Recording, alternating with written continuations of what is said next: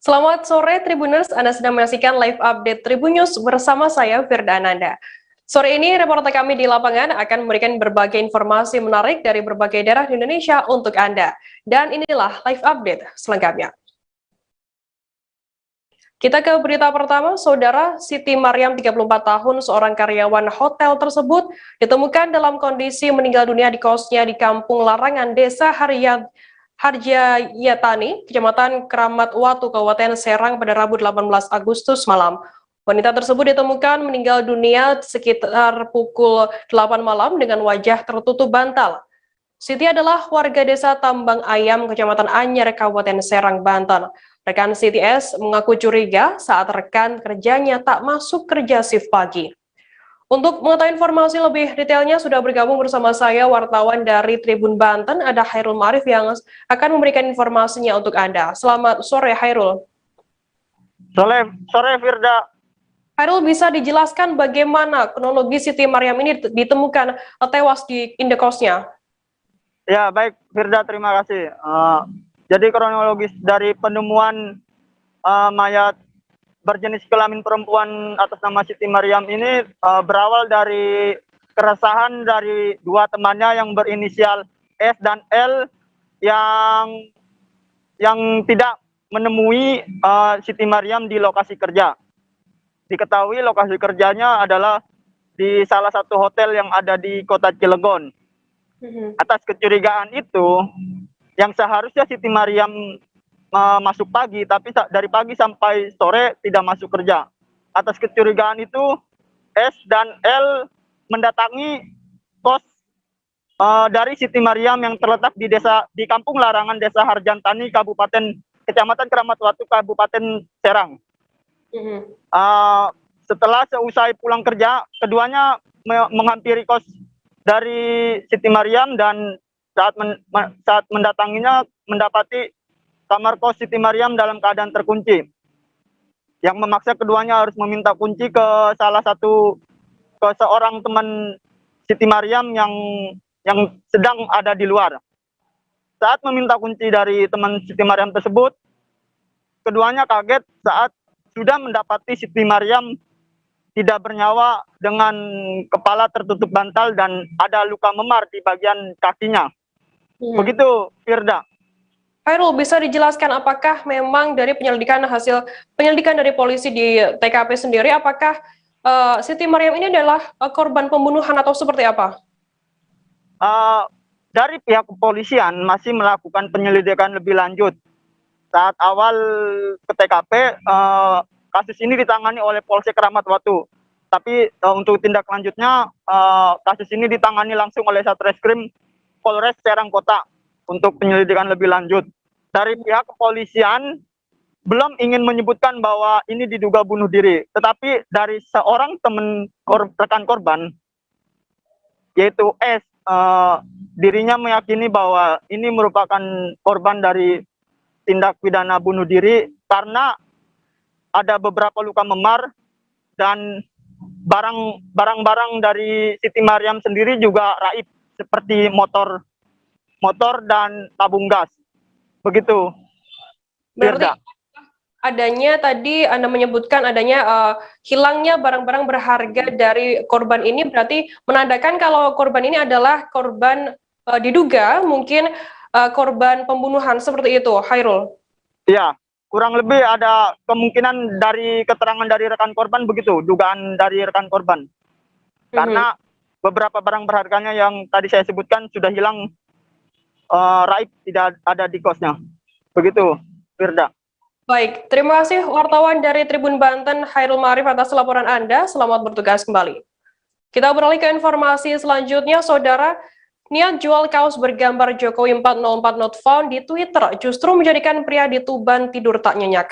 Rizwan, 29 tahun, pemilik akun Twitter @ombrewok3, asal desa Karangagung, Kecamatan Palang, kini harus berurusan dengan hukum setelah diamankan oleh pihak kepolisian pada Rabu 18 Agustus kemarin. Melalui akun Twitternya, pelaku menawarkan jasa buat kaos dengan desain bergambar mural Presiden Joko Widodo yang tengah viral saat ini. Kasat Reskrim Polres Tuban AKP M. Adi Makayasa dikonfirmasi pengamanan pria tersebut membenarkan. Pelaku telah mengunggah postingan berupa desain kaos warna hitam yang ada foto Presiden Joko Widodo dengan blok penutup mata bertuliskan 404 not found. Untuk mengetahui informasi lebih detailnya, sudah bergabung bersama saya wartawan dari surya.co.id, ada Sudarsono yang akan memberikan informasi lengkapnya untuk Anda Tribuners. Halo Sudarsono. Halo Firda. Sudarsono, bisa dijelaskan awal mula penangkapan pelaku ini seperti apa? Bisa dijelaskan? Baik, awal mula penangkapan pelaku, Satreskrim Polres Tuban mendapatkan informasi terkait akun Om Brewok dari Siberpolda. Setelah itu, tim jajaran Satreskrim menyelidiki akun tersebut. Setelah diketahui keberadaan lokasinya ada di Desa Karangagung, Kecamatan Palang, dan kepolisian bertemu dengan pelaku ditanya dan tidak mengelak jika akun tersebut adalah akunnya. Setelah ditemukan kepastian akun pemilik tersebut, pemilik Rizwan tadi dibawa ke Satreskrim Polres Tuban untuk dimintai keterangan lebih lanjut atas aksinya tersebut. Kemudian Sudarsono, terkait pemeriksaan sementara, hasil pemeriksaan sementara dari pihak kepolisian, munculnya ide mengunggah desain mural tersebut dari mana?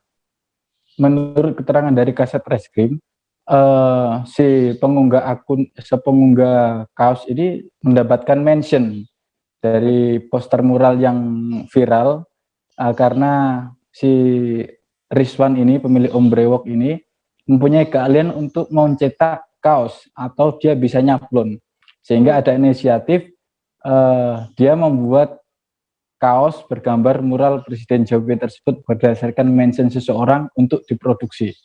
Namun belum sempat dicetak, keberadaan pelaku sudah diketahui polisi, sehingga pelaku diamankan. Soal diamankan di Polres Tuban sendiri, bagaimana pengakuan dari pelaku sendiri? Pelaku sendiri saat diamankan di kepolisian menyatakan benar itu adalah akunnya dan dia tidak mengetahui jika akan berdampak seperti ini. Lalu kepada kepolisian dan juga masyarakat dan juga institusi yang disebut dalam akunnya, dia meminta maaf atas kesalahan yang dilakukan. Polisi tidak melakukan proses hukum lebih lanjut, namun selesai pada proses restorasi justice. Pelaku sudah minta maaf dan sudah kembali ke rumah, namun masih dalam pemantauan oleh kepolisian karena pelaku sudah melakukan seperti yang dicuitkan dalam akunnya, sehingga masih dalam pemantauan kepolisian. Sudarsono, untuk motifnya sendiri, pelaku ini mengapa mengunggah mural tersebut ke Twitternya? Oke, berdasarkan keterangan pelaku, motif dari pelaku mengunggah mengunggah postingan tersebut adalah jualan, karena pelaku ini punya skill memproduksi kaos nyablon, sehingga setelah dapat mention dia menawarkan melalui akun Twitternya, berharap kaos itu laku sehingga mendapatkan uang, namun tak sampai diproduksi, akhirnya pelaku berhasil diamankan. Berarti motifnya hanya untuk jualan saja, bukan untuk menghina ataupun mengintervensi dari Presiden Joko Widodo sendiri. Oke, baik. Terima kasih wartawan dari surya.co.id, Sudarsono, atas laporan Anda. Selamat bertugas. Warahmatullahi wabarakatuh. Saya atas nama Rizwan, alamat Karangagung, Palang, Tuban, pekerjaan wira swasta, umur 30 tahun. Pemilik akun Twitter Om Brewok dengan ini menyatakan maaf yang sebesar-besarnya kepada seluruh masyarakat Indonesia atas unggahan di akun Twitter saya yang tidak pantas, dan meminta maaf kepada institusi Polri dan kehakiman serta pemerintah Indonesia. Dan saya menyesal dan berjanji tidak akan mengulangi perbuatan tersebut. Dan sekali lagi saya minta maaf kepada seluruh masyarakat Indonesia. Assalamualaikum warahmatullahi wabarakatuh. Kita beralih ke informasi selanjutnya, Saudara. Polres Malinau mengamankan seorang warga desa Malinau Kota berinisial RS 39 tahun atas dugaan tindak pidana narkotika.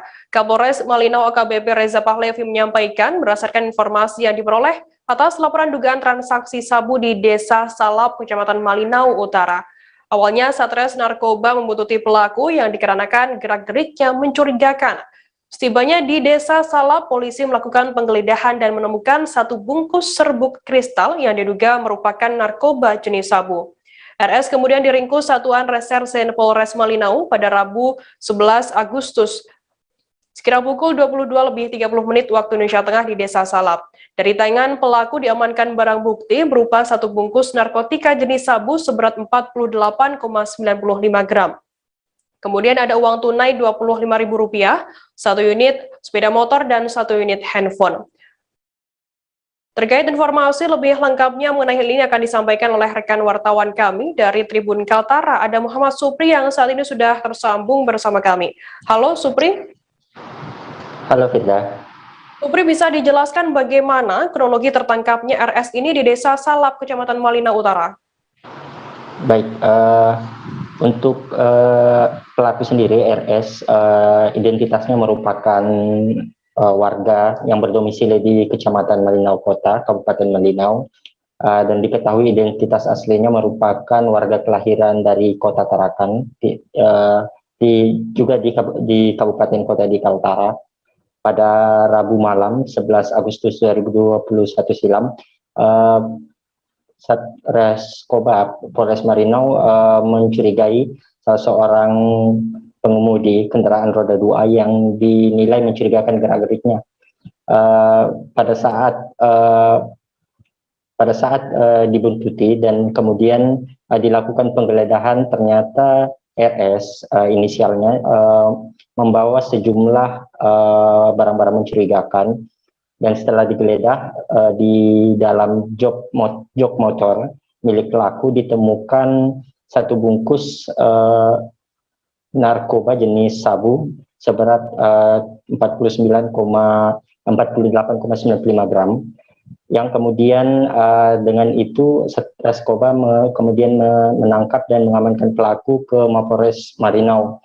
Nah, untuk pengembangan saat ini pagi tadi telah dilakukan press release terkait dengan status dari pelaku sendiri, diduga merupakan kurir atau perantara dari jaringan narkoba di lintas kabupaten antara Kabupaten Malinau dan Kabupaten Nunukan. Tertangkapnya pelaku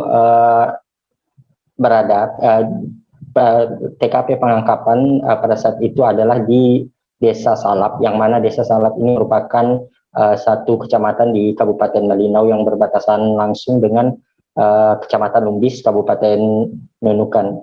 Diduga ada keterlibatan jaringan narkoba lintas kabupaten. Firda. Kemudian sejauh ini apakah hanya ada satu pelaku yang diamankan oleh Satres Narkoba terkait penangkapan dari RS ini?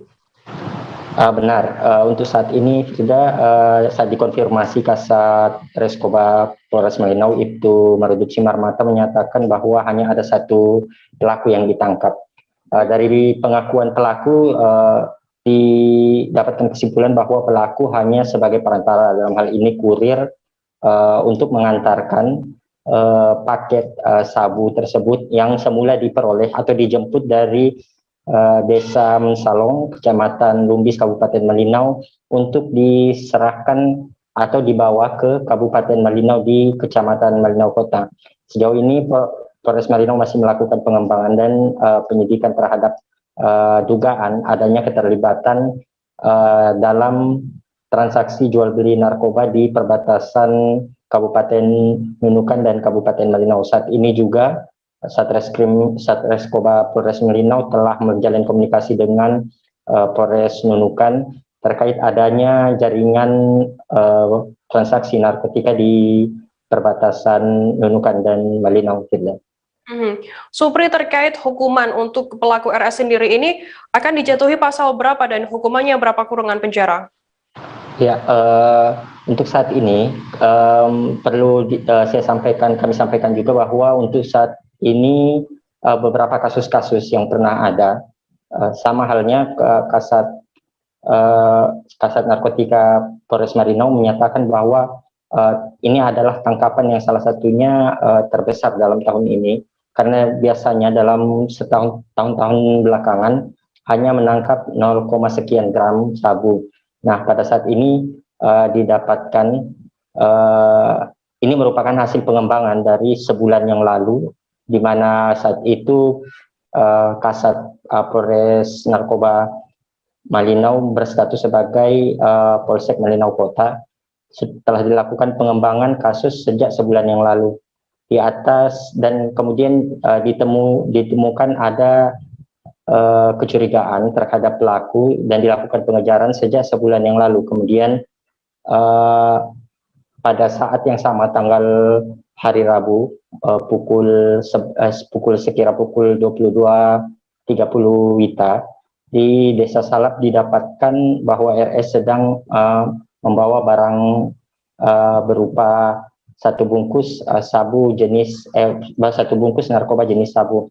Terhadap pelaku dikenakan pasal 114 ayat 2 junto pasal 112 ayat 2 Undang-Undang Narkotika nomor 35 tahun 2009, dan pelaku diancam dengan hukuman penjara maksimal 5 tahun, minimal 5 tahun dan maksimal 20 tahun. Demikian, Firda. Baik, terima kasih wartawan Tribun Kaltara Muhammad Supri atas laporan Anda. Selamat bertugas kembali. Penyidikan kasus 2 mayat anak dan ibu di Subang yang ditemukan di dalam bagasi mobil masih terus berlanjut. Informasi lengkapnya akan kami hadirkan seusai ini, tetap di Live Update. Oke, apa kabar Bang Arif di sini untuk strateginya? Kalau saya sendiri di Jumit 37 ini yang semalam baru mulai, saya udah pasti. Sebenarnya aku nggak ngerasa itu penangkapan atau penggerebegan atau apapun itu, karena gini loh, posisinya aku kriteria. Jadi kita mengenal disebut dengan stroke yang tidak berdarah dengan stroke yang berdarah. Stroke yang tidak berdarah itu biasanya ditandai dengan adanya penyumbatan. Kalau itu terjadi di sini mungkin pikirnya tidak ke situ kali ya, tapi kalau di Korea atau di Kamboja itu ada beberapa paper yang saya itu mas, ya dulunya tukang koran. Oh gitu ya, Tukang koran. Ya, saya baca itu Pak. Tuh kan, pernah baca kan? Ya. Jadi kalau saya jadi pangdam, itu udah bersyukur banget. Si anak ini dijadikan sebagai tersangka begitu. Ya, kalau ini kita bicara yang di luar kasus Situbondo ya. Dengan nama hujan shower, di mana terdapat batas jelas antara daerah hujan dan tidak hujan yang biasanya terjadi pada fase awal mature stage atau tahap berbahaya dewasa. itu Kang. Jadi mulai artinya terjadinya perlembekan. Nah itu untuk penetrasi akan sulit gitu ya. Dok, saya ini menurut saya memang tidak mudah, bukan urusan tanah diambil. Kalau misalnya Amerika Serikat sekarang, Rasulullah mengatakan dalam sebuah hadis bahwa berpuasa di 6 hari Syawal itu. Oke, apa kabar Bang Arif di sini untuk strateginya? Kalau saya sendiri di Jumit 37 ini yang semalam baru mulai, saya udah pasti. Sebenarnya aku nggak ngerasa itu penangkapan atau penggerebegan atau apapun itu, karena gini loh, posisinya aku kriteria. Jadi kita mengenal disebut dengan stroke yang tidak berdarah dengan stroke yang berdarah. Stroke yang tidak berdarah itu biasanya ditandai dengan adanya penyumbatan. Kalau itu terjadi di sini mungkin pikirnya tidak ke situ kali ya, tapi kalau di Korea atau di Kamboja itu ada beberapa paper yang saya itu mas, ya dulunya tukang koran. Oh gitu ya, Tukang koran. Ya, saya baca itu Pak. Tuh kan, pernah baca kan? Ya. Jadi kalau saya jadi pangdam, itu udah bersyukur banget. Si anak ini dijadikan sebagai tersangka begitu. Ya, kalau ini kita bicara yang di luar kasus Situbondo ya. Dengan nama hujan shower, di mana terdapat batas jelas antara daerah hujan dan tidak hujan yang biasanya terjadi pada fase awal mature stage atau tahap Berbahaya dewasa. itu Kang. Jadi mulai artinya terjadinya perlembekan. Nah itu untuk penetrasi akan sulit gitu ya. Dok, saya ini menurut saya memang tidak mudah. Terima kasih Anda masih bersama kami di Live Update. Kita beralih ke informasi selanjutnya, Saudara. Pelaku pengeroyokan terhadap perangkat desa dan warga terjadi di Desa Gandasari, Kecamatan Kasokandel, Kabupaten Majalengka pada Kamis 5 Agustus 2021 sekira pukul 22:30 waktu Indonesia Barat.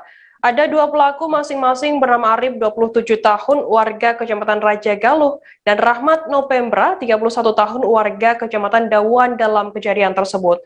Mereka melakukan pengeroyokan karena diduga terpengaruh minuman keras.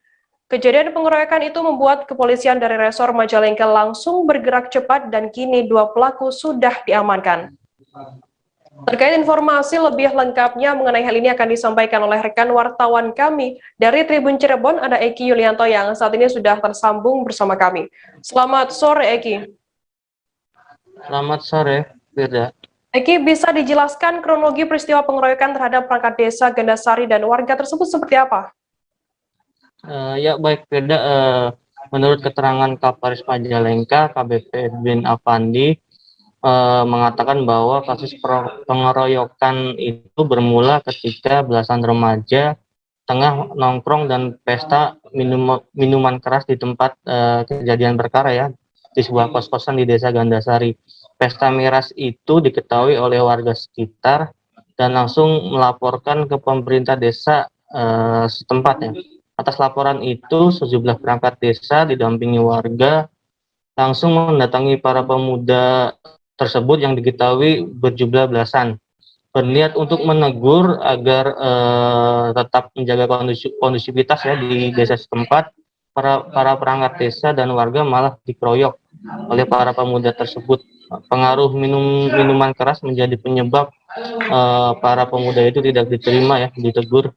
Mendapat perlakuan tidak mengenakan membuat warga langsung melapor ke polsek setempat, dan tidak kurang lebih dari 24 jam para pelaku ditangkap dan kini telah mendekam di sel tahanan. Demikian, Firda.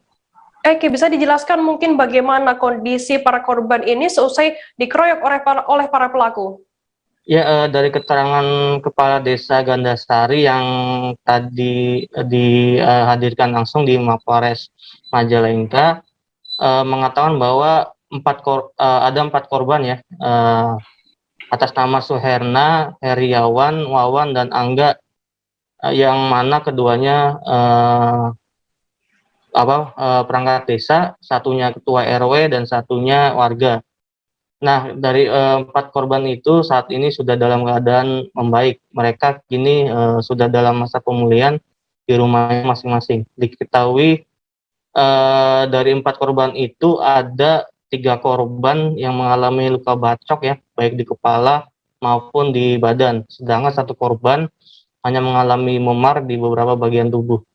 Kepala Desa Gandasari berharap kejadian ini merupakan terakhir kalinya terjadi di daerahnya. Pihaknya pun bersama polsek setempat akan lebih intensif melakukan patroli agar tidak terjadi hal yang tidak diinginkan, khususnya pada malam hari. Firda. Eki, kemudian untuk pelaku sendiri total ada berapa jumlahnya? Ya, menurut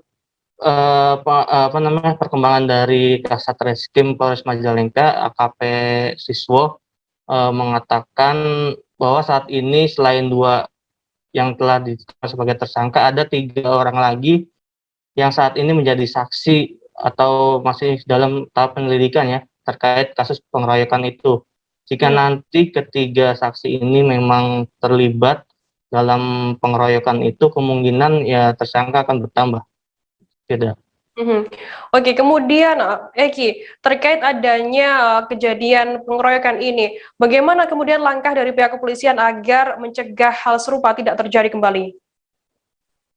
Ya, Polres Majalengka yang dipimpin langsung oleh Kapolres Majalengka, KBP Edwin Afandi, mengatakan bahwa pihaknya langsung menelusuri ya, khususnya pengadaan miras yang digunakan oleh para pemuda tersebut. Dari hasil penyidikan, ternyata miras itu dibeli dari sejumlah toko kelontongan yang berada di desa tersebut. Saat itu ada sebanyak 10 tempat yang didatangkan ya oleh kepolisian, dan para pemilik toko langsung diamankan dan langsung disita minuman keras yang siap dijual ke para pelanggan. Demikian, Beda. Baik, Tribuners, tadi jurnalis kami juga sempat melakukan wawancara dengan Kapolres Majalengka AKBP Edwin Afandi terkait pengeroyokan ini. Berikut liputan lengkapnya untuk Anda. Baik, jadi memang tanggal 5 Agustus 2021 kemarin memang terjadi ada pembacokan, pengeroyokan terhadap aparat desa yang pada saat itu niatnya aparat desa mengingatkan pelaku untuk tidak minum minuman keras, tapi karena si pelaku dalam kondisi mabuk akibat minuman keras, mereka melakukan pembacokan terhadap aparat desa tersebut, dan kurang dari 1x24 jam kita sudah bisa mengamankan 2 orang pelaku tersebut, sehingga warga desa alhamdulillah dapat tidak resah lagi. Kemudian dari hasil itu kita juga mengembangkan kenapa ada minuman keras di lingkungan tersebut. Kita melaksanakan razia terhadap lokasi-lokasi penjualan miras. Kita mendapatkan 10 tempat, dan 10 tempat itu kita laksanakan razia. Kemudian kita lakukan tipiring dan penutupan terhadap lokasi penjualan. Itu pembacokan dilakukan pelaku karena pelaku merasa tersinggung oleh perangkat desa yang menghimbau itu, atau gimana Pak? Kemungkinan demikian, sehingga memang kita ketahui bersama kalau orang dalam kondisi dalam pengaruh minuman keras apapun bisa dilakukan, sehingga itu kita tahu bahayanya minuman keras seperti apa.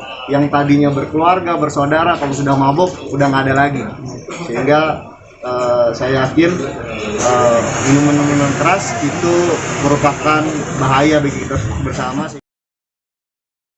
Tuti Suhartini, 55 tahun, serta anaknya Amalia Mustika Ratu, 23 tahun yang ditemukan tewas mengenaskan di dalam bagasi mobil, kini sudah dimakamkan oleh pihak keluarga di TPU Istuning, Desa Jalan Cagak, Kecamatan Jalan Cagak, Kabupaten Subang, Jawa Barat, pada Kamis 19 Agustus 2021 hari ini. Suasana haru menyelimuti pada proses pemakaman ibu dan anak yang meninggal tidak wajar tersebut. Tangisan dari keluarga maupun kerabat tidak bisa dibendung saat kedua jenazah dimasukkan ke dalam liang lahat. Suami dari Tuti sekaligus ayah dari Amalia, Yosef, 55 tahun, menjadi salah satu orang yang di saat itu terpukul. Pasalnya, ia melihat jelas kedua orang tersayang yang meninggal dengan keadaan tidak wajar. Untuk mengetahui informasi lebih lengkapnya, saat ini sudah tersambung bersama kami wartawan dari Tribun Jabar, ada Dwiki Maulana yang akan berikan informasi lengkapnya untuk Anda Tribuners. Halo Dwiki. Halo Firda. Dwiki, bisa dijelaskan bagaimana awal ditemukannya kedua jenazah ini yang diduga sebagai korban pembunuhan? Baik Firda, dapat saya informasikan dan saya review kembali kejadian awal penemuan dari dua mayat ibu dan anak ini. Berawal dari Rabu kemarin, seorang ayah menyambangi rumah dan melihat suasana rumah tersebut dengan sudah kondisi pintu mobil yang sudah terbuka. Pada saat diperiksa, namun ternyata tidak ada siapapun, namun terdapat bercak darah. Setelah itu suami sekaligus ayah dari korban langsung melaporkan ke pihak kepolisian.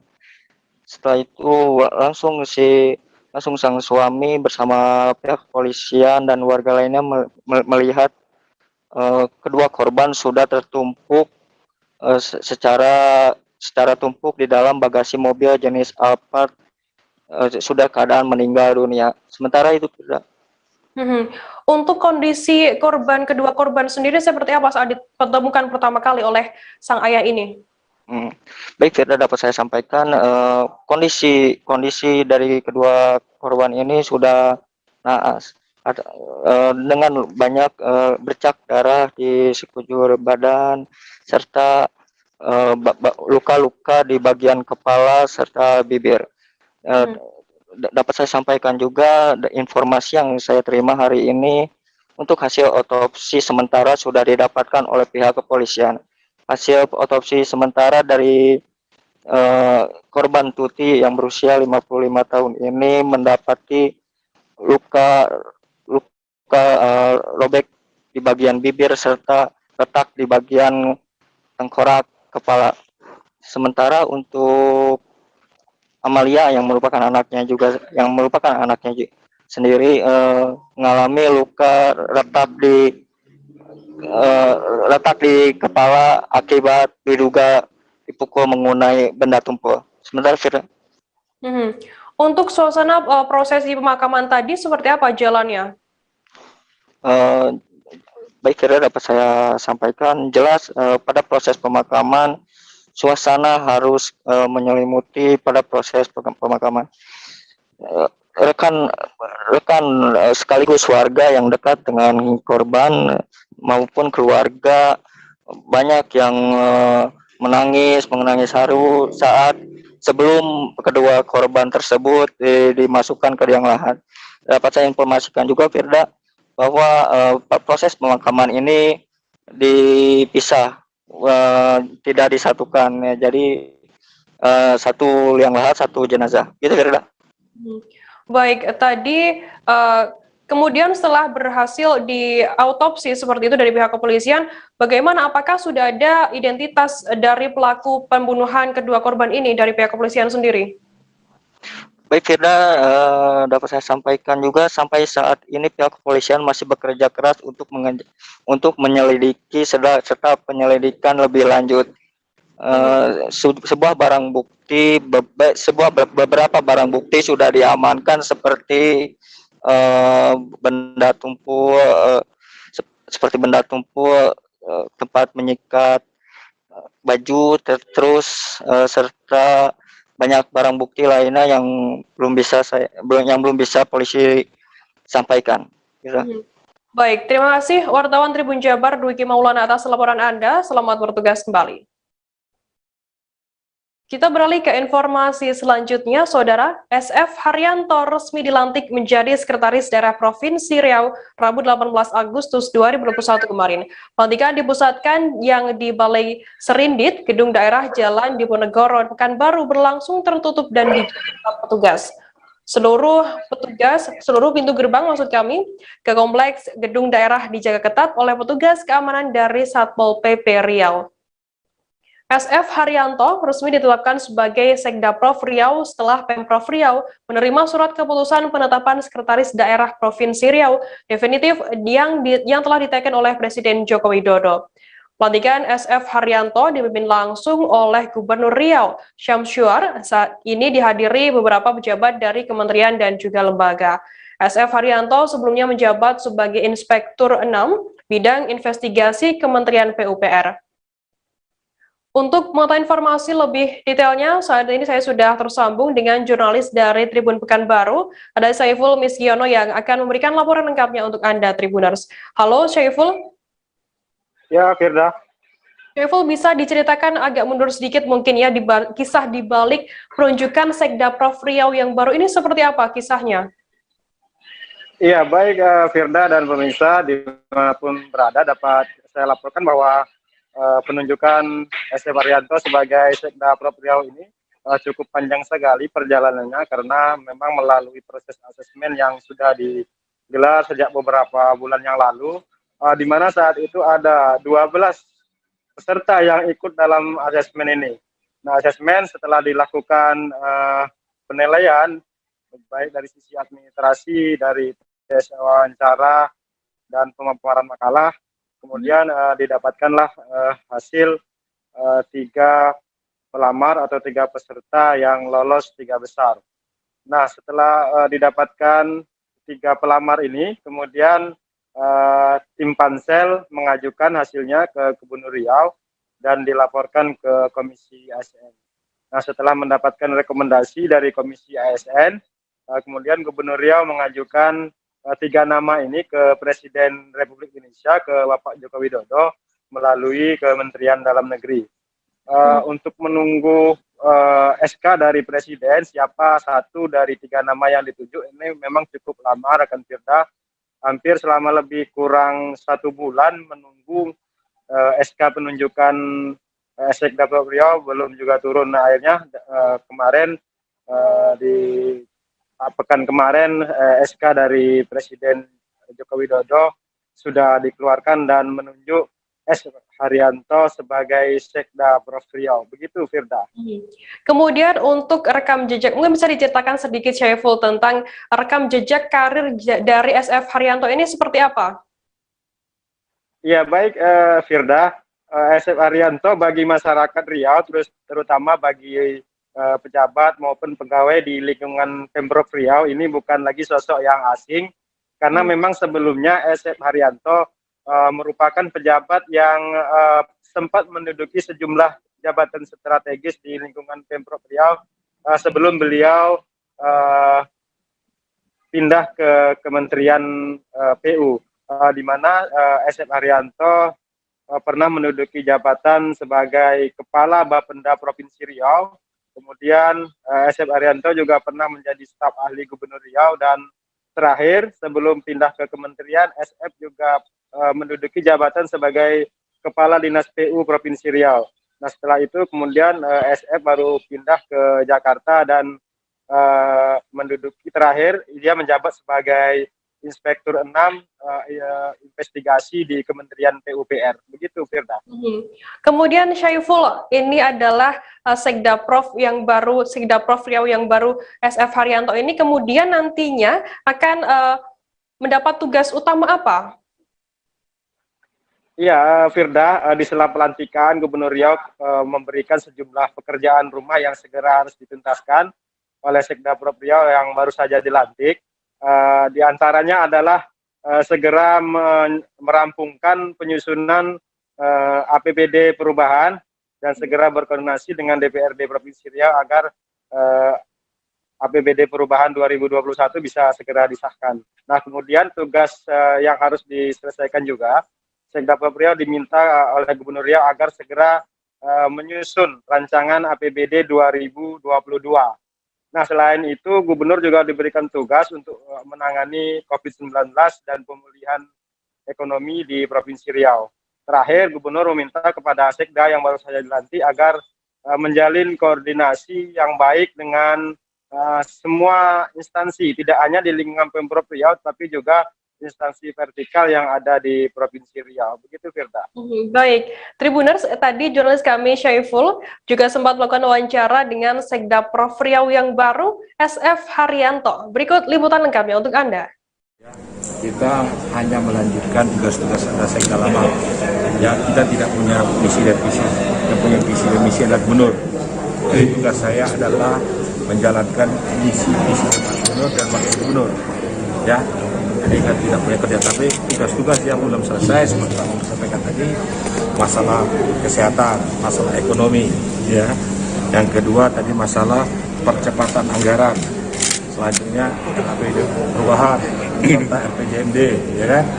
Kita kan sudah tidak tercapai lagi kondisi kita sekarang ini masalah COVID, jadi target-target yang dipasang di sampai 2025 itu tidak bisa tercapai. Ya, itu yang perlu kita percepat. Ya memang saya terima kasih juga kepada PJ Sekda yang lalu yang sudah bekerja keras juga ya, tapi masih ada juga mungkin yang belum terselesaikan. Tugas saya adalah membantu menyelesaikan tugas-tugas yang lain. Mungkin itu aja. Tribuners, kita akan jeda sejenak, kami masih akan menyajikan informasi menarik untuk Anda selesai ini. Tetap di Live Update. Oke, apa kabar Bang Arif di sini untuk strateginya? Kalau saya sendiri di Jumip 37 ini yang semalam baru mulai, saya udah sebenarnya aku nggak ngerasa itu penangkapan atau penggerbegan atau apapun itu, karena gini loh, posisinya aku kriteria. Jadi kita mengenal disebut dengan stroke yang tidak berdarah dengan stroke yang berdarah. Stroke yang tidak berdarah itu biasanya ditandai dengan adanya penyumbatan. Kalau itu terjadi di sini mungkin pikirnya tidak ke situ kali ya, tapi kalau di Korea atau di Kamboja itu ada beberapa paper yang saya itu mas, ya dulunya tukang koran. Oh gitu ya, tukang koran. Ya saya baca ya Pak. Tuh kan pernah baca kan. Ya. Jadi kalau saya jadi pangdam itu udah bersyukur banget. Si anak ini dijadikan sebagai tersangka begitu. Ya kalau ini kita bicara yang di luar kasus Sebongombo ya. Dengan nama hujan shower, di mana terdapat batas jelas antara daerah hujan dan tidak hujan yang biasanya terjadi pada fase awal mature stage atau tahap berbahaya itu Kang. Jadi mulai artinya terjadinya perlembekan. Nah itu untuk penetrasi akan sulit. Gitu ya. Dok, saya ini menurut saya memang tidak mudah, bukan urusan tanah diambil. Kalau misalnya Amerika Serikat sekarang, Rasulullah mengatakan dalam sebuah hadis bahwa berpuasa di 6 hari Syawal itu. Oke, apa kabar Bang Arif di sini untuk strateginya? Kalau saya sendiri di Jumip 37 ini yang semalam baru mulai, saya udah sebenarnya aku nggak ngerasa itu penangkapan atau penggerbegan atau apapun itu, karena gini loh, posisinya kriteria. Jadi kita mengenal disebut dengan stroke yang tidak berdarah dengan stroke yang berdarah. Stroke yang tidak berdarah itu biasanya ditandai dengan adanya penyumbatan. Kalau itu terjadi di sini mungkin pikirnya tidak ke situ kali ya, tapi kalau di Korea atau di Kamboja itu ada beberapa paper yang saya itu mas, ya dulunya tukang koran. Oh gitu ya, tukang koran. Ya saya baca itu pak. Tuh kan pernah baca kan? Ya. Jadi kalau saya jadi pangdam itu udah bersyukur banget. Si anak ini dijadikan sebagai tersangka begitu. Ya kalau ini kita bicara yang di luar kasus Bongombo ya. Dengan nama hujan shower, di mana terdapat batas jelas antara daerah hujan dan tidak hujan yang biasanya terjadi pada fase awal mature stage atau tahap berbahaya dewasa. itu Kang. Jadi mulai artinya terjadinya perlembekan. Nah itu untuk penetrasi akan sulit. Gitu ya. Dok, saya ini menurut saya memang tidak mudah, bukan urusan tanah diambil. Kalau misalnya Amerika Serikat sekarang, Rasulullah mengatakan dalam sebuah hadis bahwa berpuasa di 6 hari Syawal itu. Oke, apa kabar Bang Arif di sini untuk strateginya? Kalau saya sendiri di Gimik 37 ini yang semalam baru mulai, saya udah Terima kasih Anda masih bersama kami di Live Update. Kita beralih ke informasi selanjutnya, Saudara. Lahan seluas kurang lebih 2,5 hektar kembali terbakar di Desa Hiung, Kecamatan Tapin Tengah, Kabupaten Tapin pada Kamis 19 Agustus hari ini. Pusdalops PB BPBD Kabupaten Tapin kebakaran mengatakan kebakaran yang terjadi berupa lahan semak belukar tepatnya di Desa Hiung dengan titik koordinat S2540E 1150329 dan terjadi pada Rabu 18 Agustus kemarin. Informasi adanya kebakaran tersebut terpantau menggunakan unit drone milik BPBD Kabupaten Tapin dan petugas langsung melaksanakan ground check ke lokasi. Adapun yang dilakukan personil Satgas dan Pusdalops PB BPBD Kabupaten Tapin bersama tim Posko Gabungan dan Koramil 10102 Tapteng maksud kami, Polsek Tapin Tengah serta Desa Tangguh Bencana juga masyarakat Desa Hiung bersiaga titik api yang terpantau. Api berhasil dipadamkan petugas gabungan pada pukul 18.00 waktu Indonesia Tengah. Terkait informasi lebih lengkapnya mengenai hal ini akan disampaikan oleh rekan wartawan kami dari Banjarmasin Pos, ada Stanislaus Sine yang saat ini sudah tersambung bersama kami. Halo, Stan? Ya, Firda. Stan, bisa dijelaskan berapa hektar lahan yang terbakar di sana? Baik, Firda dan Tribuners, dapat kami laporkan bahwa kebakaran hutan dan lahan yang ada di Kabupaten Tapin, khususnya di Desa Hiung, Kecamatan Tapin Tengah, Kabupaten Tapin, Provinsi Kalimantan Selatan ini terjadi pada Rabu kemarin pukul 16.23. Kejadian itu kemudian langsung ditindaklanjuti oleh desa setempat dan informasi kemudian sampai ke Badan Penanggulangan Bencana Daerah BPBD Kabupaten Tapin. Begitu, Firda. Dan kemudian jenis lahan apa yang terbakar ini? Lahan yang terbakar memang lahan non produktif. Artinya di sini kan kebanyakan lahan-lahannya lahan gambut. Jadi yang terbakar itu adalah jenis semak belukar, lahan gambut yang termasuk dalam jenis lahan non produktif. Yang memang letaknya titik lokasinya itu cukup jauh dari pemukiman warga. Apa kemudian upaya dari petugas gabungan BPBD, Damkar, dan relawan dan juga masyarakat untuk memadamkan titik api di sana? Memang perlu saya informasikan, Kabupaten Tapin ini kan termasuk salah satu kabupaten yang sudah ditingkatkan statusnya sebagai kabupaten yang siaga terhadap kebakaran hutan dan lahan. Salah satunya di Kabupaten Tapin, khususnya di Desa Hiung ini adalah memang salah satu desa yang memang punya potensi kebakaran hutan dan lahan. Jadi masyarakat yang ada di Desa Hiung, di Kecamatan Tapin Tengah dan juga personil BPBD Kabupaten Tapin ini selalu melakukan persiapan sehingga ketika ada laporan dari masyarakat setempat, personil BPBD Kabupaten Tapin dalam hal ini Satgas Karhutla langsung melakukan ground check ke lokasi sehingga titik api di mana menimbulkan kebakaran hutan dan lahan itu langsung personil turun ke lokasi begitu. Stan, kemudian dari proses pemadaman api di sana, apakah ada kendala saat proses pemadaman api?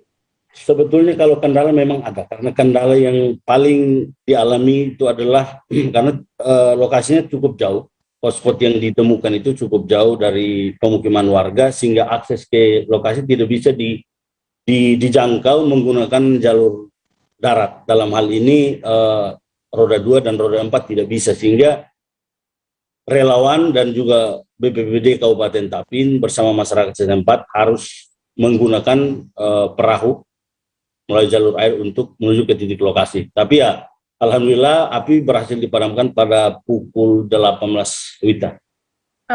Kemudian berapa jam api ini dapat dipadamkan?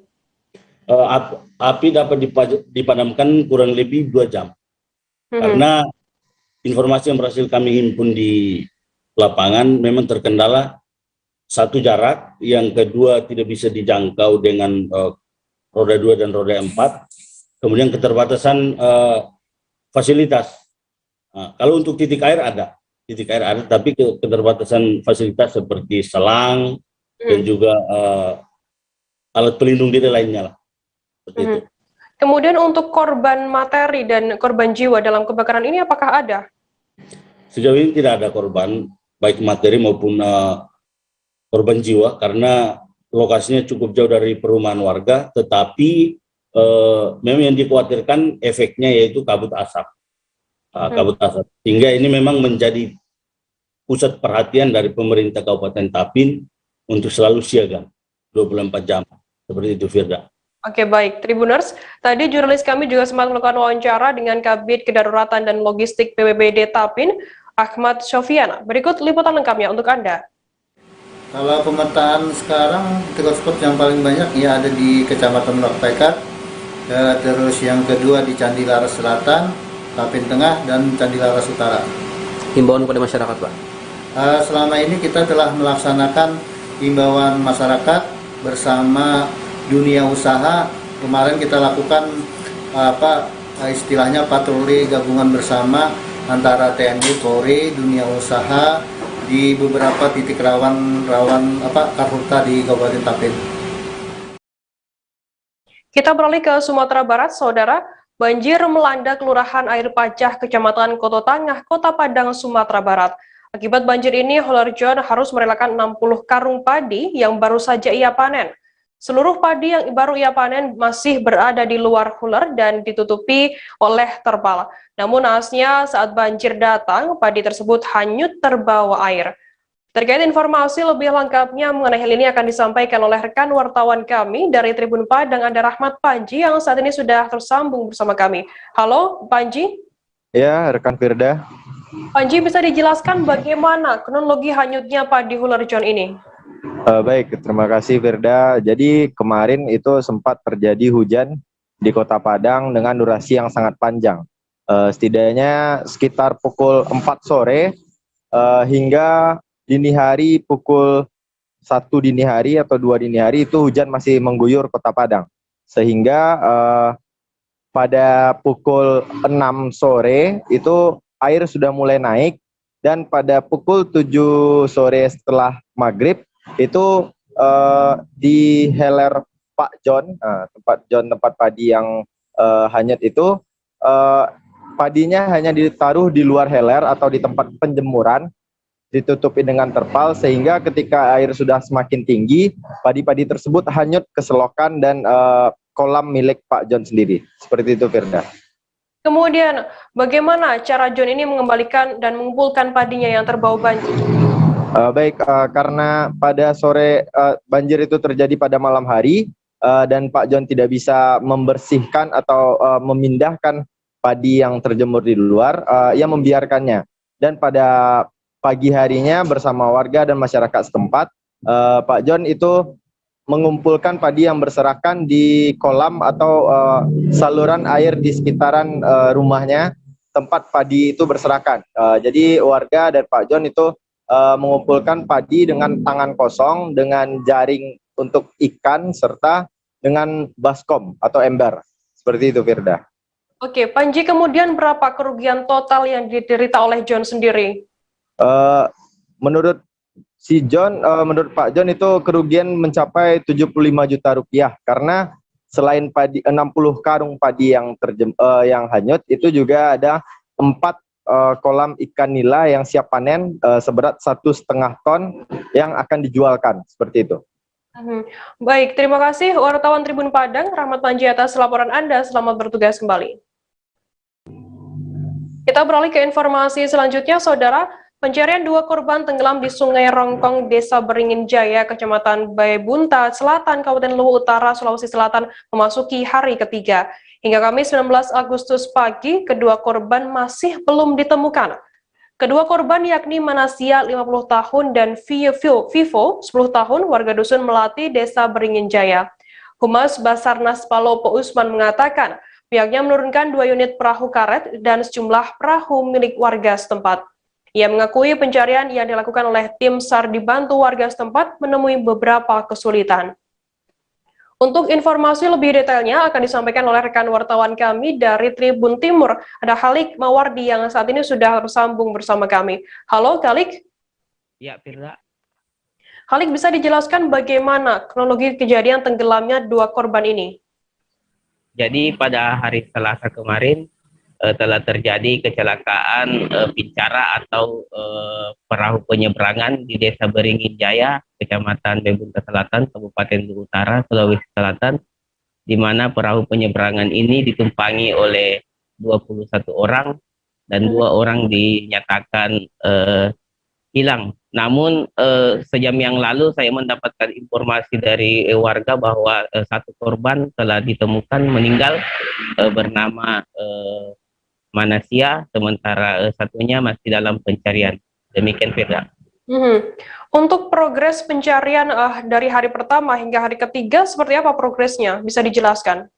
Jadi sejam yang lalu saya mendapatkan informasi bahwa 1 korban telah ditemukan, namun tim Basarnas beserta warga menemui kendala dalam melakukan pencarian sebab arus sungai cukup deras, kemudian di sungai banyak kayu, kemudian air cukup keruh sehingga sangat menyulitkan tim dalam melakukan pencarian. Tim juga tidak bisa melakukan penyelaman karena air sangat keruh. Demikian, Firda. Kemudian mungkin bisa dijelaskan terkait penyebab tenggelamnya kedua korban ini seperti apa informasinya? Informasi dari Kepala Desa setempat mengatakan bahwa pincara tenggelam karena over kapasitas atau kelebihan muatan sehingga pincara tidak dapat melaju secara normal dan terbawa arus sungai. Itu Firda. Baik, terima kasih jurnalis.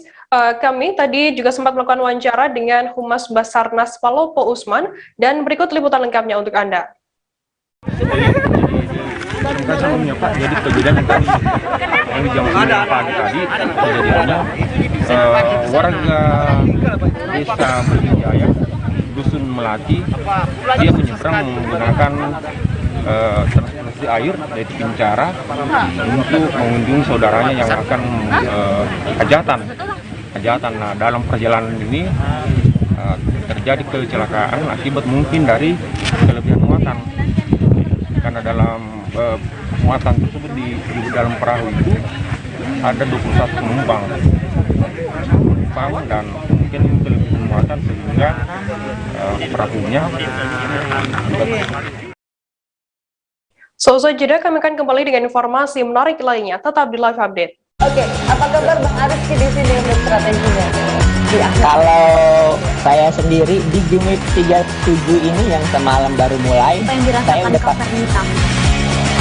sebenarnya aku nggak ngerasa itu penangkapan atau penggerbegan atau apapun itu, karena gini loh, posisinya aku kriteria. Jadi kita mengenal disebut dengan stroke yang tidak berdarah dengan stroke yang berdarah. Stroke yang tidak berdarah itu biasanya ditandai dengan adanya penyumbatan. Kalau itu penyumbatan di sini mungkin pikirnya tidak ke situ kali ya, tapi kalau di Korea atau di Kamboja itu ada beberapa paper yang saya itu Mas, ya dulunya tukang koran. Oh gitu ya, tukang koran. Ya saya baca itu Pak. Tuh kan pernah baca kan? Ya. Jadi kalau saya jadi tanggal itu udah bersyukur banget. Si anak ini dijadikan sebagai tersangka begitu. Ya kalau ini kita bicara yang di luar kasus Bongombo ya. Dengan nama hujan shower, di mana terdapat batas jelas antara daerah hujan dan tidak hujan yang biasanya terjadi pada fase awal mature stage atau tahap bahaya dewasa. itu Kang. Jadi mulai artinya terjadinya perlembekan. Nah itu untuk penetrasi akan sulit gitu ya. Dok, saya ini menurut saya memang tidak mudah, bukan urusan tanah diambil.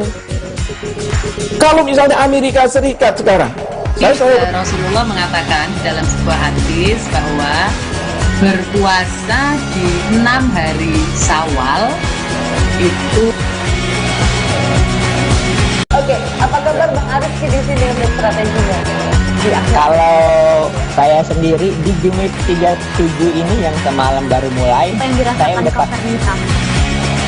sebenarnya aku nggak ngerasa itu penangkapan atau penggerebegan atau apapun itu, karena gini loh, posisinya aku kriteria. Jadi kita mengenal disebut dengan stroke yang tidak berdarah dengan stroke yang berdarah.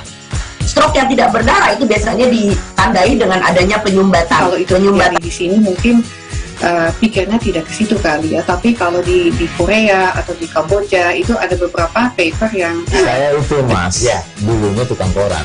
Oh gitu ya, tukang koran ya, saya baca ya tuh kan, pernah baca kan ya. Jadi kalau saya jadi pangdam itu udah bersyukur banget si anak ini dijadikan sebagai tersangka begitu Ya, kalau ini kita bicara yang di luar kasus Situbondo ya. Dengan nama hujan shower, di mana terdapat batas jelas antara daerah hujan dan tidak hujan yang biasanya terjadi pada fase awal mature stage atau tahap berbahaya itu Kang. Jadi mulai artinya terjadinya perlembekan. Nah itu untuk penetrasi akan sulit gitu ya. Dok, saya ini menurut saya memang tidak mudah, bukan urusan tanah diambil. Kalau misalnya Amerika Serikat sekarang, Rasulullah mengatakan dalam sebuah hadis bahwa berpuasa di 6 hari Syawal itu. Oke, apa kabar Bang Arifki di sini untuk strateginya? Kalau saya sendiri di Jumit 37 ini yang semalam baru mulai, saya udah sebenarnya aku nggak ngerasa itu penangkapan atau penggerebegan atau apapun itu, karena gini loh, posisinya aku kriteria. Jadi kita mengenal disebut dengan stroke yang tidak berdarah dengan stroke yang berdarah. Stroke yang tidak berdarah itu biasanya ditandai dengan adanya penyumbatan. Kalau itu penyumbatan di sini mungkin pikirnya tidak ke situ kali ya, tapi kalau di Korea atau di Kamboja itu ada beberapa paper yang saya itu mas ya dulunya tukang koran. Oh gitu ya, tukang koran ya, saya baca ya tuh kan, pernah baca kan ya. Jadi kalau saya jadi pangdam itu udah bersyukur banget si anak ini dijadikan sebagai tersangka begitu Ya, kalau ini kita bicara yang di luar kasus Situbondo ya. Dengan nama hujan shower, di mana terdapat batas jelas antara daerah hujan dan tidak hujan yang biasanya terjadi pada fase awal mature stage atau tahap berbahaya itu Kang. Jadi mulai artinya terjadinya perlembekan. Nah itu untuk penetrasi akan sulit gitu ya. Dok, saya ini menurut saya memang tidak mudah, bukan urusan tanah diambil. Kalau misalnya Amerika Serikat sekarang, Rasulullah. Terima kasih Anda masih bersama kami di Live Update. Kita beralih ke informasi selanjutnya, Saudara. Tim Justisi Kota Denpasar menggelar sidak protokol kesehatan di Jalan Raya Sesetan Denpasar pada Kamis 19 Agustus 2021 hari ini. Dalam sidak tersebut sebanyak 17 pelanggar pun terjaring. Dari jumlah itu sebanyak 10 orang dibina dan 7 orang lainnya masing-masing didenda Rp100.000. Selain itu dalam sidak ini 1 orang pelanggar juga menolak untuk menandatangani surat denda. Petugas pun berusaha memberikan pemahaman kepada pelanggar tersebut jika handphone itu hanya digunakan sebagai jaminan dan bisa ditebus dengan membayar denda. Karena terus melawan, Kasatpol PP Kota Denpasar Idewa Gede Anom Sayoga pun mengancam pelanggar tersebut untuk dibawa ke ruang pembinaan Satpol PP. Untuk mengetahui informasi lebih lengkapnya, saat ini saya sudah tersambung dengan jurnalis dari Tribun Bali, ada Putu Supartika yang akan memberikan informasi lengkapnya untuk Anda. Halo Putu. Halo, selamat sore. Putu, bisa dijelaskan bagaimana pelaksanaan sidak masker di Kota Denpasar tadi pagi? Baik, terima kasih Firda dan Saudara. Dapat saya jelaskan bahwa untuk di Kota Denpasar sendiri, sidak masker ini telah berlangsung sejak 7 September 2020 lalu. Ini sesuai dengan peraturan gubernur dan peraturan wali kota terkait dengan pencegahan penularan COVID-19. Untuk pelaksanaan sidak tadi pagi di Kelurahan Sesetan Denpasar Selatan dapat saya laporkan bahwa dalam kegiatan tersebut terjaring sebanyak 17 orang pelanggar, di mana sebanyak 10 orang didenda dan sebanyak 7 orang didenda dan 10 orang lainnya dibina, di mana ada yang diminta untuk push up, ada yang diminta untuk menyanyikan lagu Indonesia Raya, dan ada juga menghafal Pancasila. Nah, selama pelaksanaan sidak ini, Satpol PP Kota Denpasar dan juga Dinas Perhubungan, pihak TNI, Polri, dan juga pihak desa atau lurah setempat menggelar sidak di tempat-tempat keramaian, termasuk menyasar jalan-jalan raya atau jalan-jalan protokol, dan juga di malam hari menyasar warung-warung yang tutup melewati jam operasional, yaitu pukul 19 WITA. Nah, kegiatan sidak ini biasanya menyasar daerah-daerah yang memiliki kasus penularan COVID-19 yang masih cukup tinggi. Demikian. Kemudian bagaimana untuk respon dari masyarakat sendiri yang terjaring dalam sidak kali ini?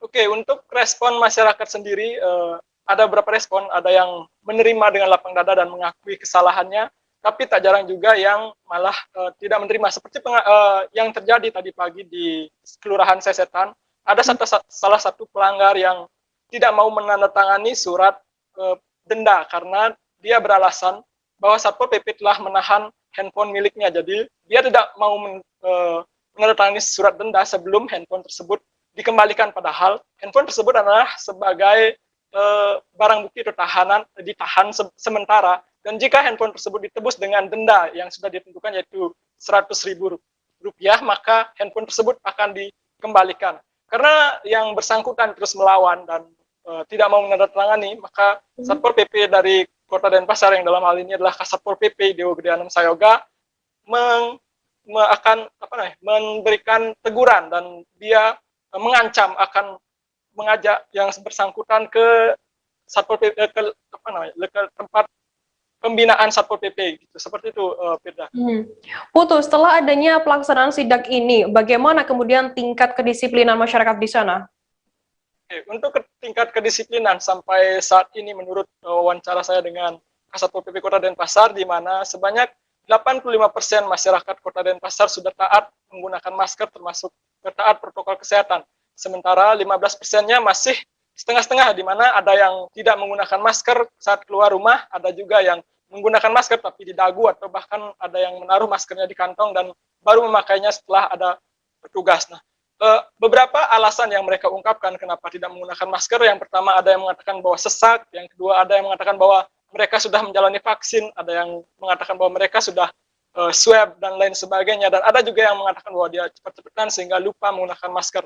Seperti itu, sehingga untuk menekan laju penyebaran COVID-19 di Kota Denpasar, tim justisi yang terdiri dari Satpol PP, Dinas Perhubungan, dan juga pihak desa lurah setempat hampir setiap hari mengadakan sidak masker ini, di mana pagi hari mengadakan sidak masker di jalan-jalan raya atau jalan-jalan utama, semalam harinya mengadakan sidak dengan berkeliling untuk mengetahui jika seandainya ada tempat usaha yang tutup melewati jam operasional, maka pemilik usaha akan dipanggil ke Satpol PP untuk selanjutnya dibina, atau jika tidak bisa dibina maka izinnya akan ditinjau kembali, bahkan jika terus melanggar maka izinnya akan dicabut.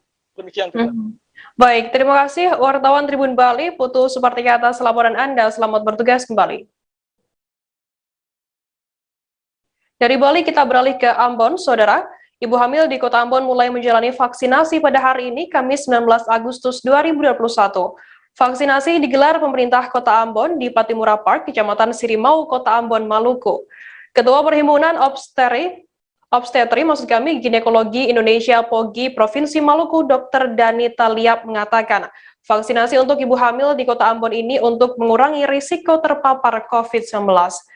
Terkait informasi lebih lengkapnya mengenai hal ini akan disampaikan oleh rekan wartawan kami dari Tribun Ambon, ada Tanita Patiasina yang saat ini sudah tersambung bersama kami. Halo Tanita.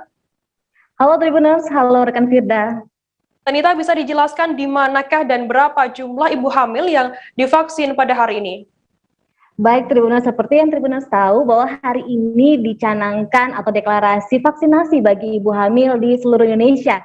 Dan di Provinsi Maluku, Kota Ambon menjadi salah satu yang mencanangkan vaksinasi massal di Indonesia Timur.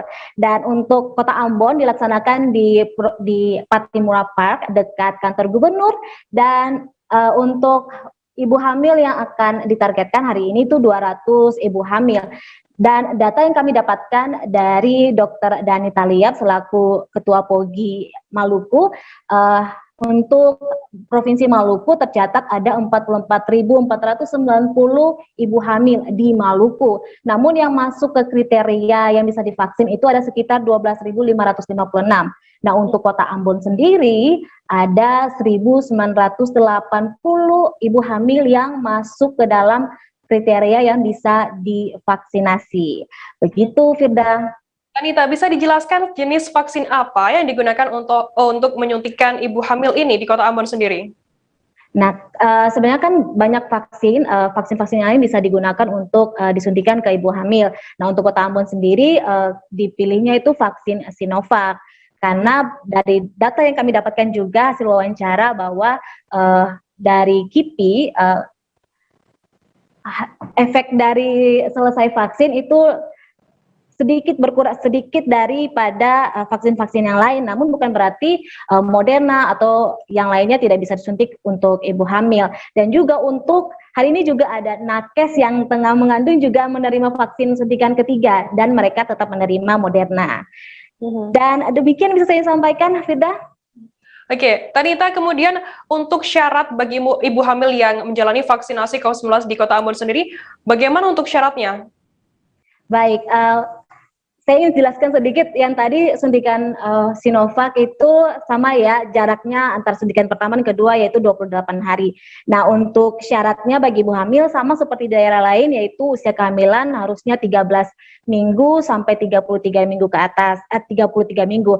Nah, untuk 33 minggu ke atas sebenarnya bisa dan dikatakan bahwa untuk 13 minggu ini yang bisa disuntik itu untuk setelah disuntik mendapatkan antibodi bisa tertransfer antibodinya itu ke janin yang dikandung. Demikian, Firda. Oh, masih ada lagi. Ada juga syarat yang lain seperti tekanan darah di bawah 140/90 dan membawa rujukan dari dokter pemeriksa kehamilan. Kemudian ibu hamil dengan gejala khas seperti kaki bengkak, sakit kepala, nyeri ulu hati dan lainnya harus ditinjau ulang sebelum divaksinasi. Kemudian untuk yang memiliki riwayat penyakit jantung dan diabetes harus dalam kondisi yang terkontrol. Dan ada beberapa syarat yang lainnya seperti riwayat alergi atau alergi berat harus mendapatkan perhatian khusus sebagai persyaratan vaksin COVID-19 bagi ibu hamil. Tanita, kemudian ada perbedaan antara vaksinasi ibu hamil dengan vaksinasi warga biasa masyarakat umum seperti itu? Sebenarnya tidak ada perbedaan yang terlalu signifikan ya antara vaksin bagi ibu hamil dan juga untuk warga lain seperti lansia atau anak-anak. Namun sama seperti tahapannya yaitu screening, pengecekan suhu, kemudian tekanan darah hingga ditanya soal riwayat penyakit sebelum pemberian dosis pertama. Yang paling penting adalah divaksin usia kehamilan harus di atas trimester kedua kehamilan. Demikian, Firda. Oke, baik. Tribuners, tadi jurnalis kami Tanita juga sempat melakukan wawancara dengan Ketua Perhimpunan Obstetri Ginekologi Indonesia atau POGI Provinsi Maluku, Dr. Dani Taliap. Berikut wawancara lengkapnya untuk Anda. Kepada ibu-ibu hamil dan keluarga, bahwa vaksin COVID, baik yang berbasis vaksin yang virus mati atau inaktif, seperti contohnya Sinovac, maupun yang berbasis messenger mRNA, contohnya seperti AstraZeneca, Moderna, dan Pfizer, sejauh ini aman buat ibu hamil maupun janinnya. Saya sampaikan data penelitian terhadap mencit hamil yang disuntik dengan berbagai jenis vaksin ini menunjukkan bahwa tidak ada bukti efek teratogenik atau efek kecacatan pada bayi yang dilahirkan dari mencit-mencit tersebut. Kemudian ada juga satu studi observasional yang dilakukan pada ibu-ibu hamil yang tidak sadar mereka sebenarnya sedang hamil pada awal-awal kehamilan, kemudian mereka ikut vaksin. Itu dilakukan di Amerika dan ternyata setelah diobservasi ternyata bayi-bayi yang dilahirkan dari ibu-ibu hamil yang sudah terlanjur divaksinasi ini tidak ditemukan adanya kecacatan pada bayinya maupun angka kejadian keguguran ataupun kematian janin di dalam kandungan. Tidak berbeda dengan yang disebutkan di dalam literatur. Jadi kami himbau kepada ibu-ibu dan keluarga, jangan ragu-ragu, ya. Mari kita rame-rame datangi sentra-sentra vaksinasi terdekat dengan tinggal bersaudara semua. Pemprov Sulut mulai memberikan vaksinasi COVID-19 kepada ibu hamil pada Kamis 19 Agustus 2021. Pelaksanaan vaksinasi untuk ibu hamil digelar di RSUD ODSK Kota Manado. Vaksinasi untuk ibu hamil diluncurkan serentak se-Indonesia pada hari ini. Pemprov Sulut pun mengikuti kegiatan peluncurannya secara virtual. Pemprov pun menargetkan sekitar 20.000 vaksin untuk ibu hamil. Adapun vaksinasi untuk ibu hamil ini untuk meminimalisir risiko kematian kepada ibu hamil. Sesuai data Dinkes Sulut sepanjang 2021 sudah ada 41 ibu hamil dan melahirkan meninggal dunia. 15 diantaranya disebabkan karena COVID-19. Untuk detail informasinya akan disampaikan oleh rekan wartawan kami dari Tribun Manado, ada Rio Nur yang saat ini sudah tersambung bersama kami. Halo Rio. Ya, halo rekan Frida. Rio, bisa dijelaskan pada awal vaksinasi ibu hamil tidak masuk target vaksin. Mengapa dan sekarang saat ini sudah bisa menerima vaksin? Seperti apa informasi lengkapnya? Ya, terima kasih rekan Firda. Jadi pada awal program vaksinasi ini, ibu hamil tidak masuk kelompok sasaran vaksinasi. Namun perkembangan ke depannya, pada gelombang kedua dilaporkan banyak ibu hamil yang kena COVID-19, bahkan sampai meninggal dunia. Di Sulut sendiri itu pada tahun 2021 ini sudah ada 40 ibu hamil dan melahirkan yang meninggal dunia. 15 diantaranya karena COVID-19. Jadi ada 36,5% ibu hamil yang melahirkan itu terkena meninggal dunia karena kasus COVID-19. Jadi ada sekitar sepertiga ibu hamil dan melahirkan. Kondisi ini pun membuat pemerintah mengambil kebijakan untuk memberikan vaksinasi kepada ibu hamil. Apalagi sudah ada kajian-kajian yang ternyata ibu hamil ini bisa menerima vaksin COVID-19. Kemudian Rio, berapa banyak target vaksin untuk ibu hamil di Provinsi Sulut sendiri? Di Sulawesi Utara sendiri, pemerintah provinsinya menyediakan sekitar 20.000 vaksin untuk ibu hamil. Jadi hari ini baru perdana peluncuran, tadi sekitar ada puluhan ibu hamil yang mendapat rekomendasi dari dokter untuk menjalani vaksin di Rumah Sakit Umum Daerah ODSK. Peluncuran itu sendiri berlangsung secara nasional dan Pemprov Sulut mengikutinya dari Rumah Sakit ODSK. Mungkin bisa dijelaskan tadi pelaksanaan vaksinasi untuk ibu hamil di RSUD ODSK seperti apa informasinya? Untuk vaksinasi sendiri berlangsung seperti biasa, jadi dibuka loket untuk ibu hamil datang, di screening lebih dulu, kemudian menjalani vaksin, baru ada observasi, bahkan disiapkan spot untuk latar belakang foto untuk setelah usai vaksin. Jadi saya lihat tadi ibu hamil, saya wawancari beberapa, cukup awalnya was-was, tapi mereka mendapat keyakinan program pemerintah ini baik untuk ibu hamil dan janinnya. Apalagi vaksin ini juga nantinya bisa berpengaruh memberi antibodi kepada janin dan setelah melahirkan juga. Baik, terima kasih wartawan Tribun Manado, Rio Nur atas laporan Anda. Selamat bertugas kembali. Terima kasih. Jadi ini vaksinasi pada ibu hamil dilaksanakan serentak hari ini ya di seluruh Indonesia, dan saat ini dibuat pencanangannya di Rumah Sakit RSUD ODSK. Jadi nantinya pencanangan ini nanti akan berlanjut terus nantinya untuk kegiatan-kegiatan vaksinasi ibu hamil baik di Kota Manado maupun untuk kabupaten kota lainnya ya di 15 kabupaten kota. Jadi kalau untuk ibu hamil di atas 13 minggu ke atas, ya, nanti teknisnya nanti ada POGI. Jadi kami bekerja sama dengan POGI, ya, POGI cabang Sulawesi Utara dan IBI cabang Sulawesi.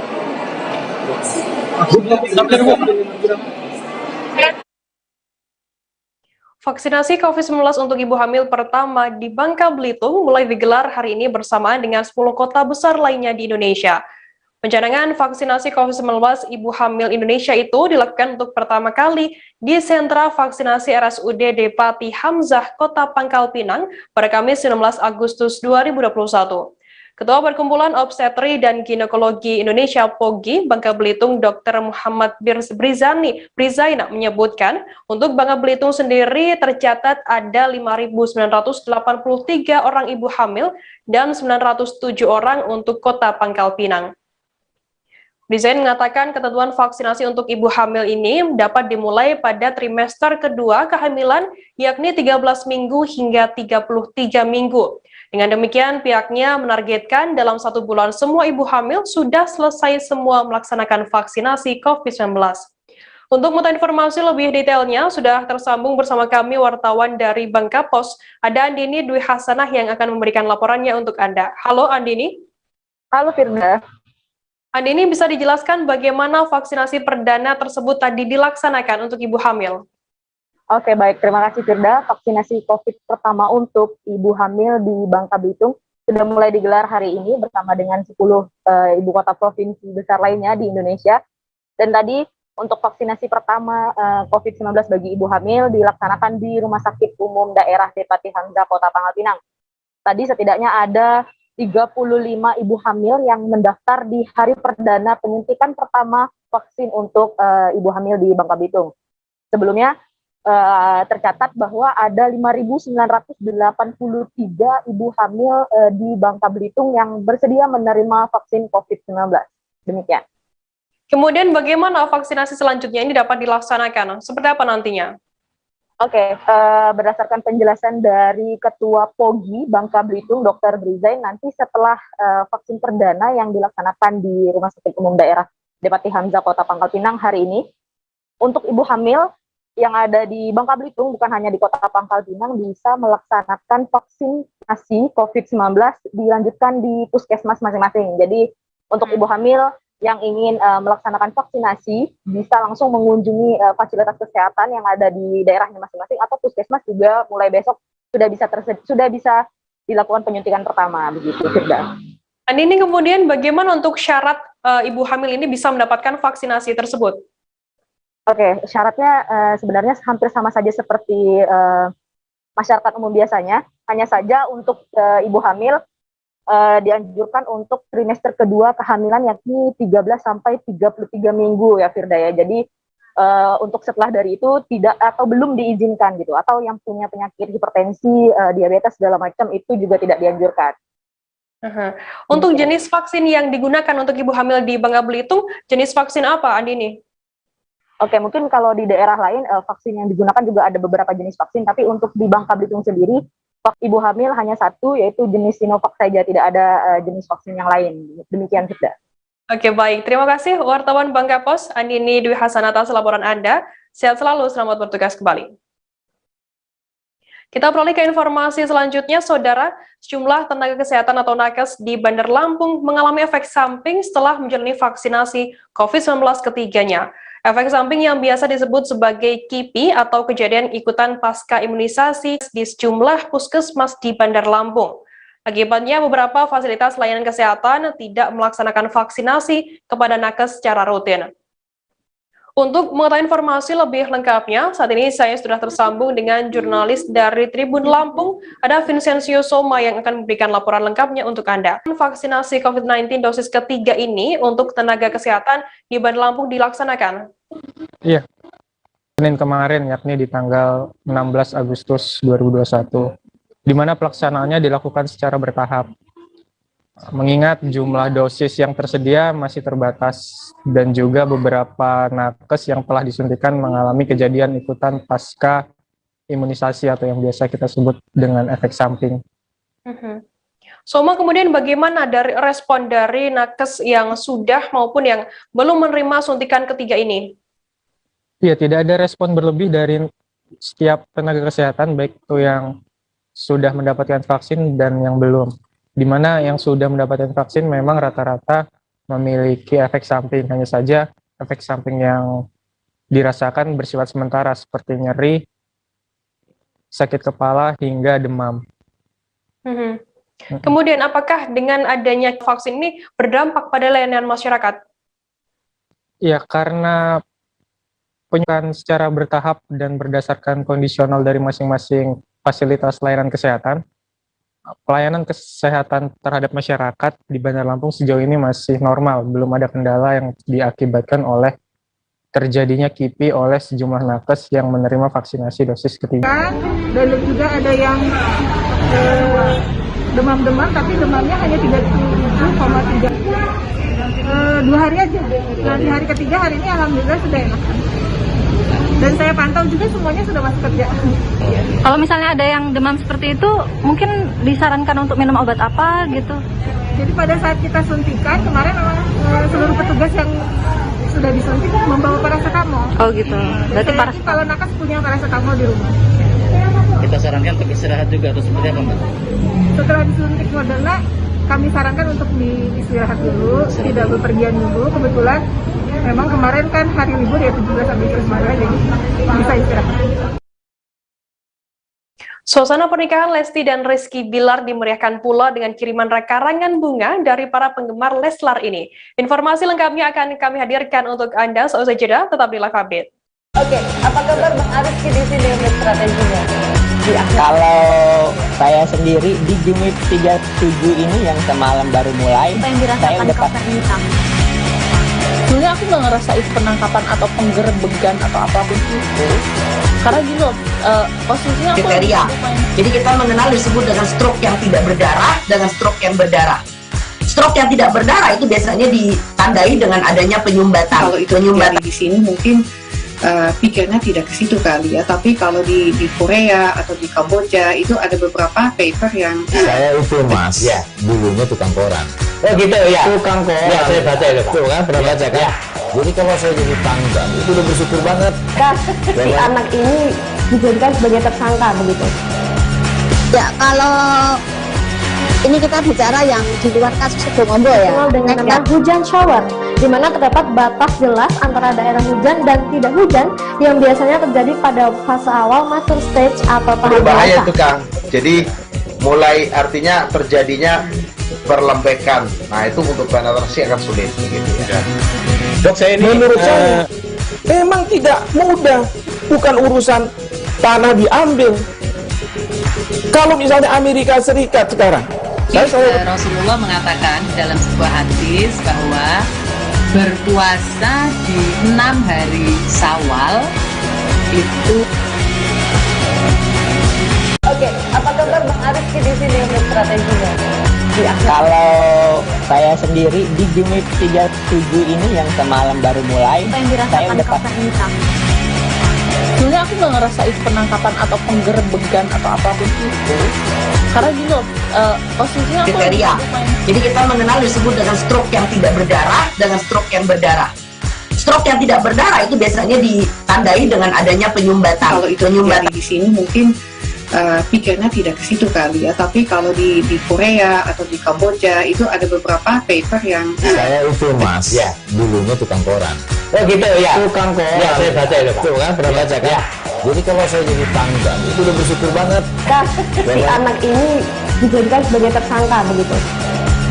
Ya kalau ini kita bicara yang di luar kasus Bongombo ya. Dengan nama hujan shower, di mana terdapat batas jelas antara daerah hujan dan tidak hujan yang biasanya terjadi pada fase awal mature stage atau tahap bahaya itu Kang. Jadi mulai artinya terjadinya perlembekan. Nah itu untuk penetrasi akan sulit gitu ya.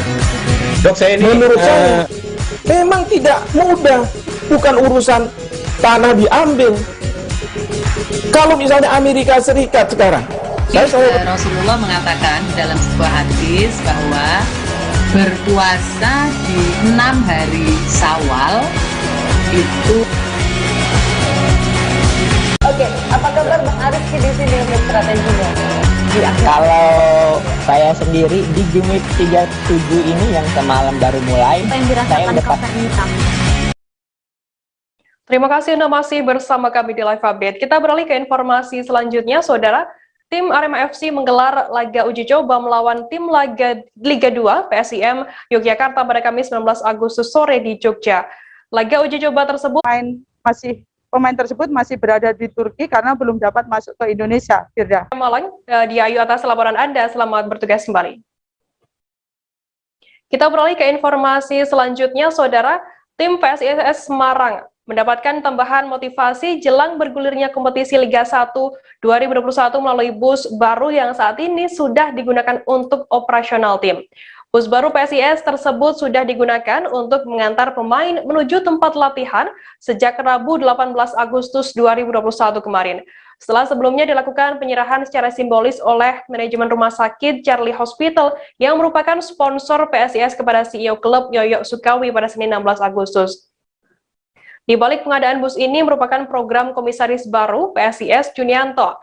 Sejak resmi mengakuisisi 30% saham PSIS Semarang pada 10 Juni lalu, salah satu perombakan yang ia lakukan yakni melakukan pengadaan bus tim.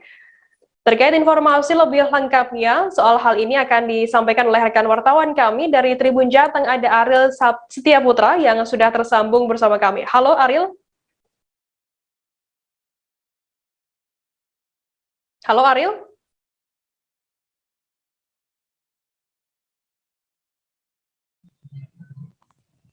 Halo Ariel, bisa mendengar suara saya? Halo, ya Firda.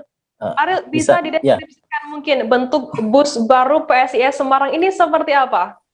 Ya, bus baru ini memang seolah menjadi hadiah baru buat para pemain PSIS Semarang dan tim. Dan saya sendiri tadi pagi juga sudah melihat secara langsung, memang bus ini sangat mewah ya, baik secara eksterior maupun interior. Kita ketahui kalau secara eksterior desainnya memang sangat sesuai dengan keinginan para supporter seperti itu, karena kita ketahui bahwa bus ini desain dari bus ini sudah melalui sayembara beberapa waktu lalu.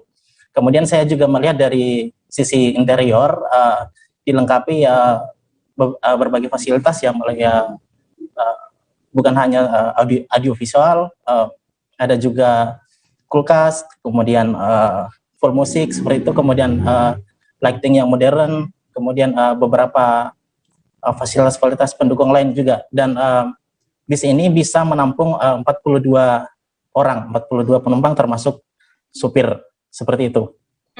Ariel, kapan rencananya bus ini mulai digunakan?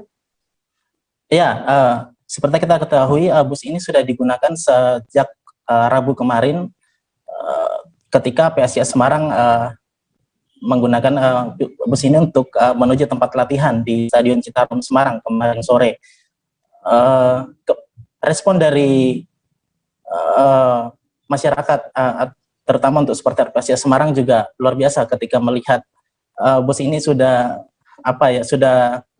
berada di kota Semarang seperti itu kemarin, dan banyak juga yang mengabadikan melalui sosial media begitu. Ariel, kemudian bagaimana respon dari manajemen dan juga pemain tentang adanya bus baru ini? Ya, responnya mereka sangat antusias tinggi ya, mengapresiasi, terutama kemarin juga pada saat peresmian penyerahan secara resmi ya waktu itu oleh Pak Yoyo Sukawi selaku CEO klub. Dia bilang bahwa bus ini menambah motivasi untuk pemain yang akan menghadapi Liga 1 yang akan bergulir 27 Agustus mendatang. Kemudian dari pemain juga mereka juga merasa sangat senang mendapat bus baru menjelang Liga 1, dan mereka juga berharap bus ini bisa membawa keberuntungan seperti itu di Liga 1 nanti bersama. Ya. Untuk persiapan PSIS menjelang Liga 1 sendiri seperti apa informasinya, Ariel? Informasi terbaru, tim semakin komplit, terutama dengan kedatangan beberapa pemain penting mereka seperti Vinky Pasamba, kemudian Septian David Maulana, mereka sudah bergabung mulai awal pekan ini, termasuk juga pemain asing yang kita ketahui sudah komplit, termasuk pemain barunya, yaitu Brian Ferreira dari Argentina, dia juga sudah bergabung, tapi sayangnya sedikit ada problem, sepertinya saya lihat di lapangan dia menjalani latihan terpisah. Gitu. Kemudian di sisi lain ada juga pemain-pemain seleksi yang masih dipantau tim pelatih yang saat ini dipimpin oleh caretaker Imran Nahumaruri. Begitu. Baik, terima kasih wartawan Tribun Jateng Ariel Setia Putra atas laporan Anda. Selamat bertugas kembali. Kita beralih ke informasi selanjutnya. Momen tak biasa didapatkan oleh pasangan pengantin Eko Setiawan, 31 tahun warga Gunung Gondang, Kelurahan Margosari, Kapanewon Pengasih, dan Sumiati, 32 tahun warga Gunung Gempal, Kelurahan Geripeni, Kapanewon Wates. Pasalnya setelah menikah menjadi pasangan suami istri setelah melangsungkan prosesi akad nikah di KUA Wates pada Rabu 18 Agustus siang. Mereka kemudian menebar puluhan benih ikan di saluran irigasi Beji Wates, Kabupaten Kulon Progo.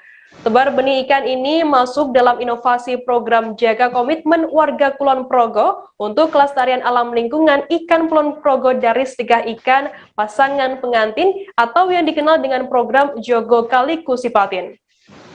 Program tersebut kerjasama antara pemerintah Kabupaten Kulon Progo, Kemenak, dan Dinas Kelautan dan Perikanan setempat. Kepala Kantor Kemenak Kulon Progo Wahib Jamil mengatakan pelepas liaran benih ikan yang dilakukan oleh pasangan pengantin bertujuan untuk melestarikan sumber hayati di perairan umum. Untuk mengetahui informasi lebih akan disampaikan oleh rekan wartawan kami dari Tribun Jogja, ada Sri Cahyani Putri yang saat ini sudah tersambung bersama kami. Halo Cahyani. Iya, selamat sore juga Firda. Cahyani, bisa dijelaskan apa sebenarnya program Jogo Kali Kusipatin ini? Ya baik, untuk program Jogo Kali Kusipatin ini itu memang jaga komitmen warga Kulon Progo untuk kelestarian alam ya, lingkungan ikan Kulon Progo dari Sedekah Ikan Pasangan Pengantin. Dan ini juga merupakan inovasi dan kerjasama antara pemerintah Kabupaten Kulon Progo, Kementerian Agama Kulon Progo, dan Dinas Kelautan dan Perikanan Kabupaten Kulon Progo. Jadi untuk program ini pasangan pengantin yang usai melangsungkan prosesi akad nikah di kantor urusan agama, mereka langsung melakukan tebar benih ikan di perairan gitu Firda. Kemudian apa tujuan dengan adanya program ini? Ya baik, memang untuk program Jaga Kali Kusipatin ini itu untuk tujuannya untuk melestarikan sumber hayati di perairan umum. Jadi harapannya sebagai umat beragama dalam kehidupan sehari-hari, mereka selain bisa menyelaraskan kehidupannya dengan Tuhan dan sesama manusia, mereka juga menyelaraskan dengan lingkungan sekitarnya, begitu Firda. Cahyani, apakah program ini wajib dilakukan oleh pasangan pengantin seusai melangsungkan akad nikah? Ya baik, jadi kalau untuk program ini itu tidak semua pasangan pengantin melakukan tebar benih ikan ya. Nah untuk program ini itu hanya untuk pengantin yang memiliki kelebihan rezeki gitu. Jadi mereka yang memiliki rezeki yang cukup terpenuhi dari Kemenak itu untuk memberikan informasi ke calon pengantin kalau ada program ini. Nah kalau mereka ada rezeki, nah bisa melakukannya. Tetapi kalau untuk yang tidak ingin belum memiliki rezeki juga tidak masalah untuk melakukan program ini gitu Firda. Berarti ini tidak wajib ya untuk pasangan pengantin yang setelah melangsungkan akad pernikahan seperti itu. Baik, terima kasih. Tadi jurnalis kami Cahyani juga sempat melakukan wawancara dengan narsum dengan Kepala Dinas Kelautan dan Perikanan Kabupaten Kulon Progo Sudarna, kemudian Kepala Kantor Kemenak Kulon Progo Wahib Jamil, kemudian ada mempelai wanita bernama Sumiati yang tadi juga sudah menebar benih ikan bersama suaminya. Berikut liputan lengkapnya untuk Anda. Untuk kepada seluruh pasangan pengantin kita harapkan bisa mengimplementasikan keberagaman dalam kehidupan sehari-hari.